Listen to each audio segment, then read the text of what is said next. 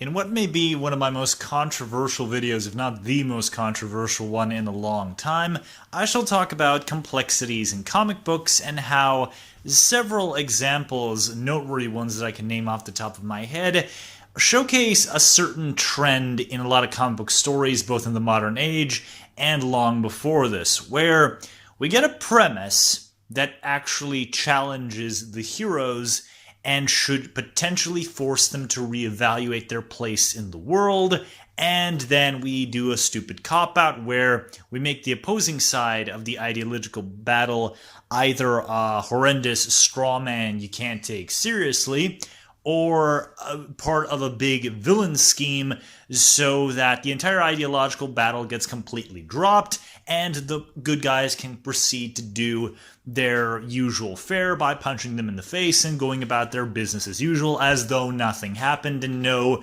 potentially important point of discussion and worth consideration was brought up. And I will name two prominent examples and two fairly popular ones, which is where the controversial part of this video is going to come in.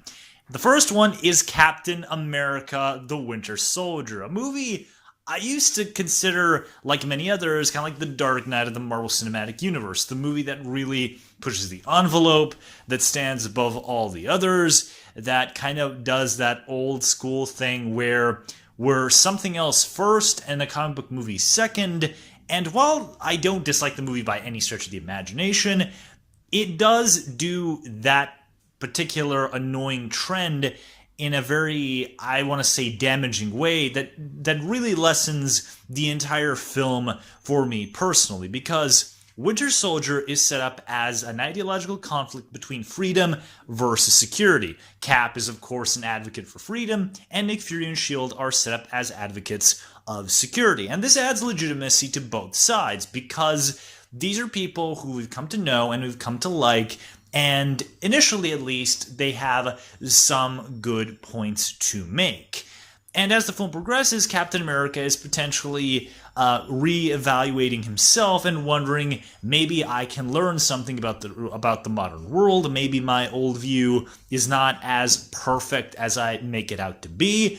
And then the entire ideological conflict is destroyed by the fact that S.H.I.E.L.D. isn't actually S.H.I.E.L.D. anymore. It has been transformed into basically a kind of public figurehead for Hydra. And in case you forgot who Hydra are, this is the cult of super mega death Nazis who murdered Tony Stark's parents, who are using Captain America's best friend as a brainwashed cyborg super assassin, and gleefully admit to the fact that they have orchestrated every major crisis in war throughout the entire 20th century post-World War II, and what we've gotten into the 21st century. So Korea, Vietnam, Iraq, Afghanistan, all that shit, yeah, that's all Hydra.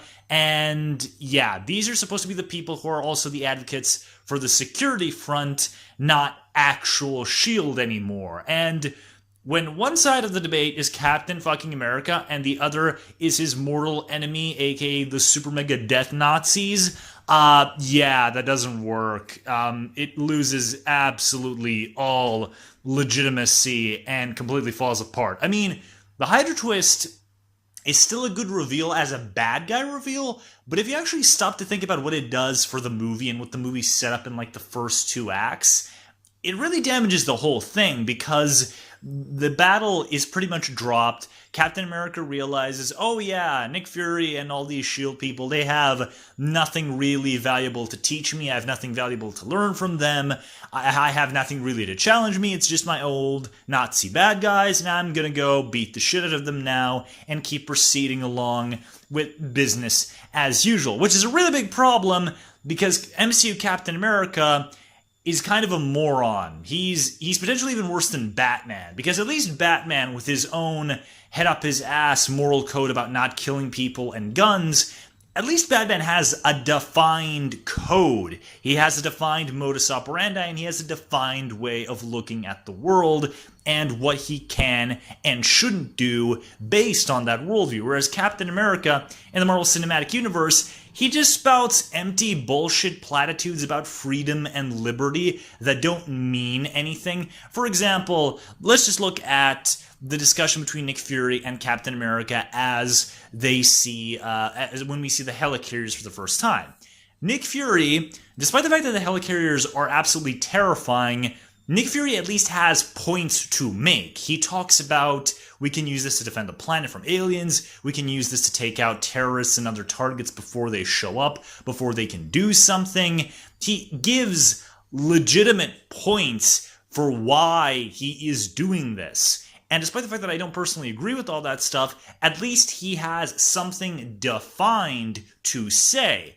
Captain America has nothing to say except, oh yeah, us World War II boys did some really fucked up things, but we did it so people can be free. But what does freedom mean? What does that mean for you? Is that like the freedom of choice? Okay, if that's supposed to be that, what does that mean? Like, Captain America, throughout the entire Marvel Cinematic Universe, just going past Winter Soldier, he has nothing of substantive worth to say about anything. He has his own vague, self-righteous way of doing things, and he kind of wants to enforce it on everybody.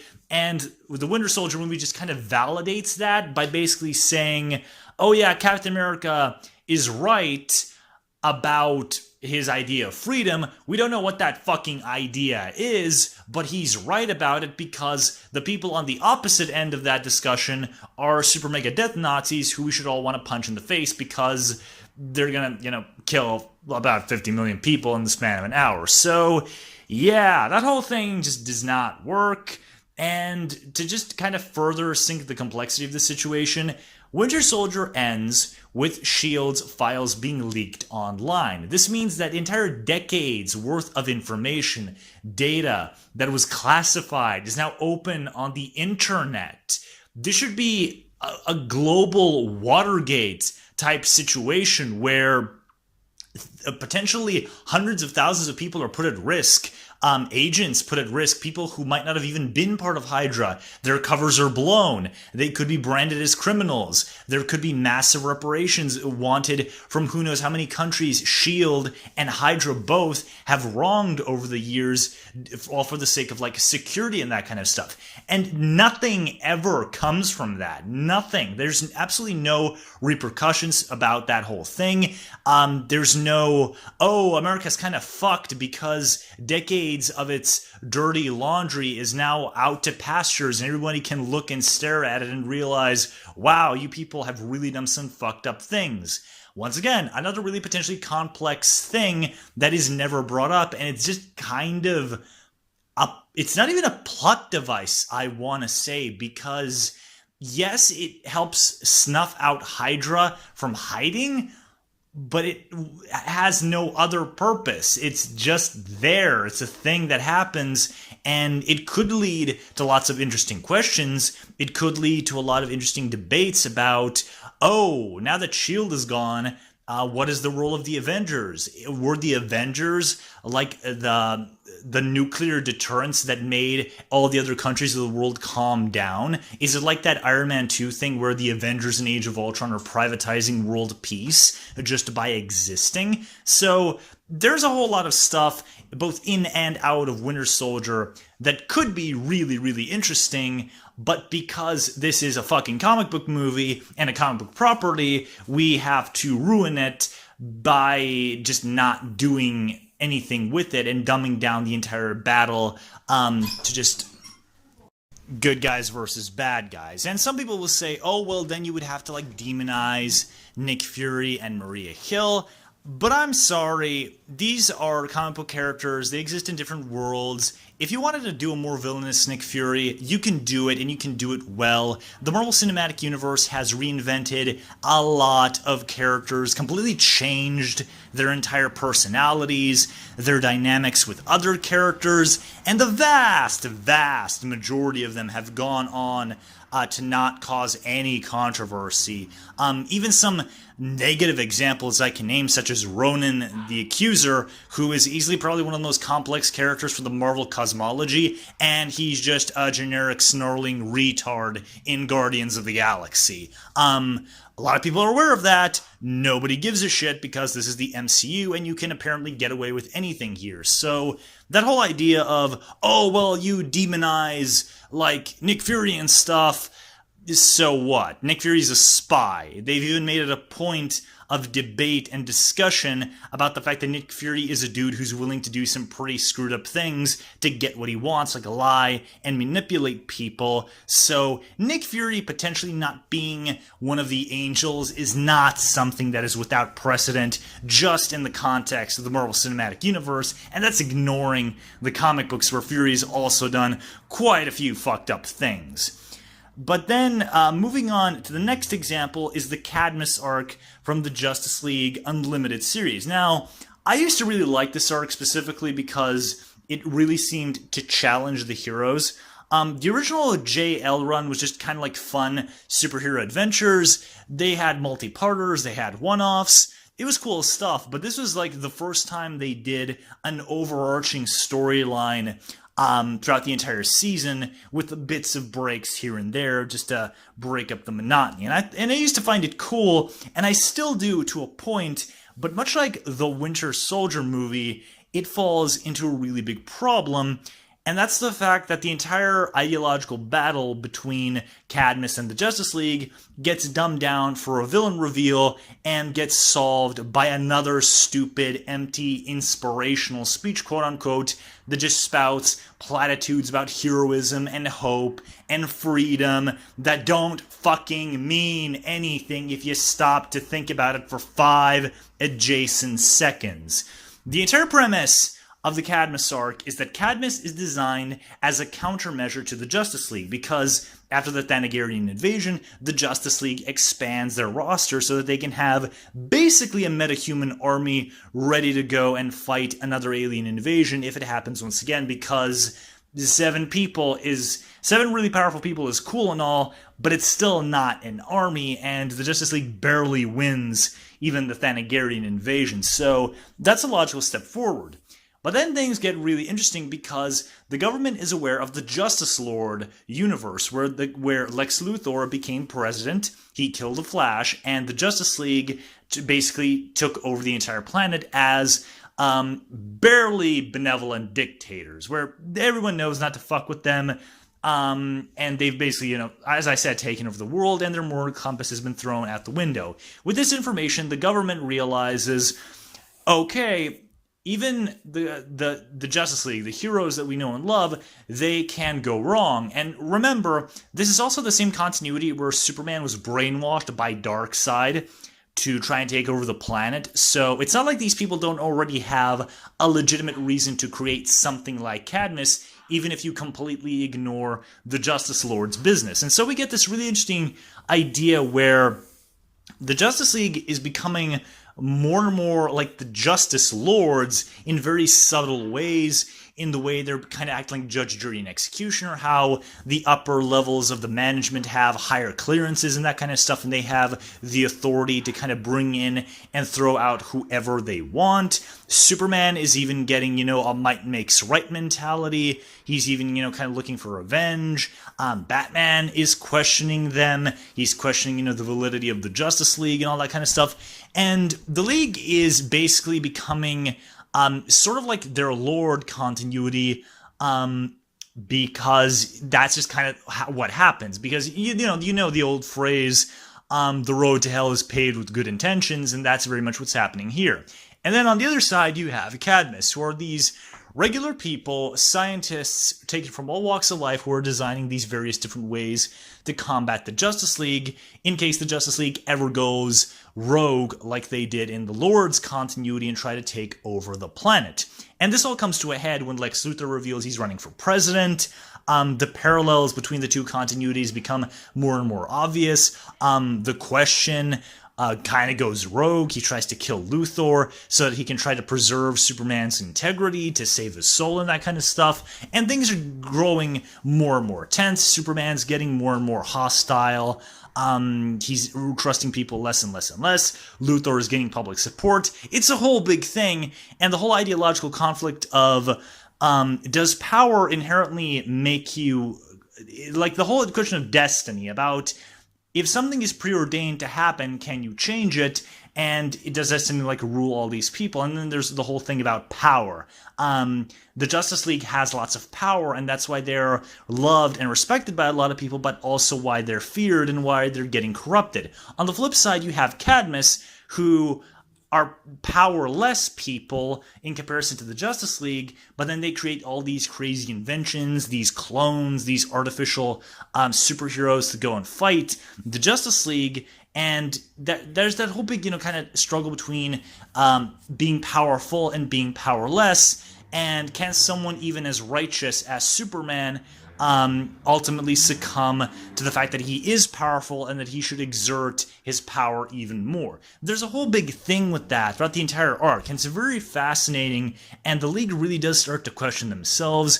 Cadmus also kind of starts to question themselves and the whole point of their existence. It's a whole big thing that's really building up in an organic way, and then we reveal it's all a plot by Brainiac, who implanted himself in Lex Luthor and has been subtly controlling Luthor for years and years and years and been setting this whole thing up.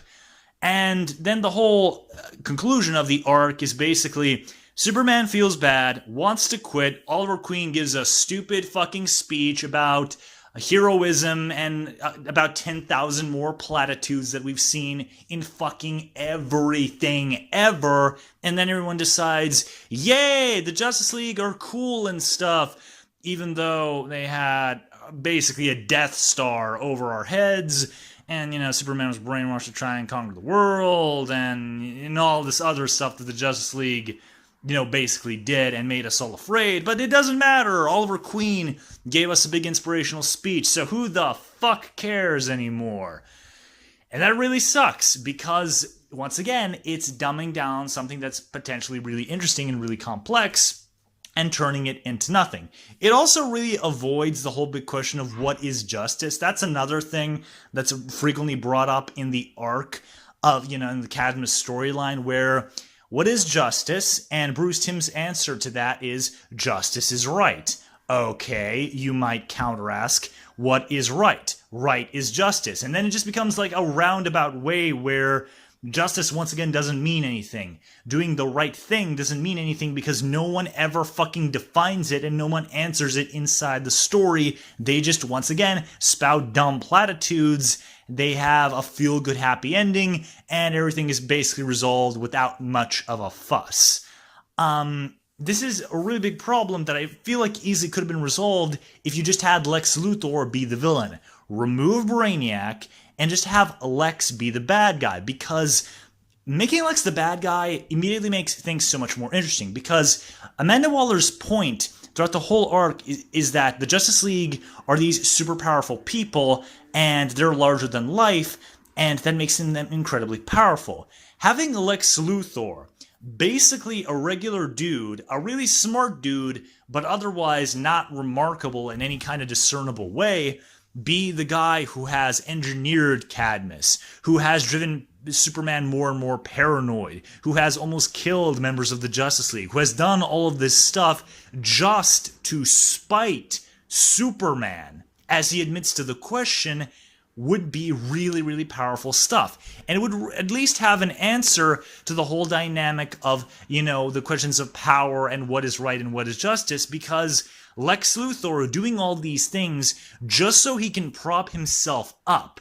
just so he can quench his avarice, so to say, would make a really great definitive answer that would say, it doesn't matter if you're as powerful as Superman or a regular dude.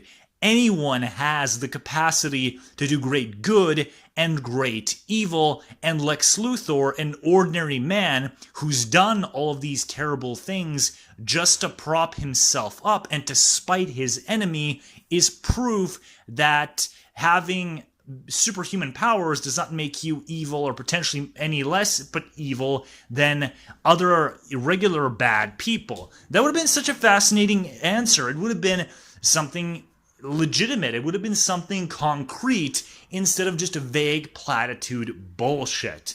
And this is something comics keep doing. They keep setting up potentially interesting battles where the superhero has to face himself, has to face some hard answers and some hard truths, and then we just quit it because status quo is God, and we can't have Superman realize that, I don't know, maybe he's full of shit, because then he might stop being Superman. But I would counter-argue that these kinds of questions should be asked and should be answered to make the hero actually grow, because it really gets boring when, I don't know, Captain America is a peerless paragon of virtue just because he's Captain America, and he will fix everything just by existing instead of, I don't know, actually challenging the dude and growing him as a person and a character. So yeah, that's my rant about the complexities in comics and their various adaptations and the way they keep fucking it up.